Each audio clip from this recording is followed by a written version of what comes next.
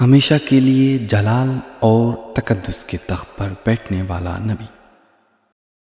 اگر کسی نبی کی فضیلت اس کے ان کاموں سے ثابت ہو سکتی ہے جن سے بنی نوع کی سچی ہمدردی سب نبیوں سے بڑھ کر ظاہر ہو، تو اے سب لوگو اٹھو اور گواہی دو کہ اس صفت میں محمد صلی اللہ علیہ وسلم کی دنیا میں کوئی نظیر نہیں۔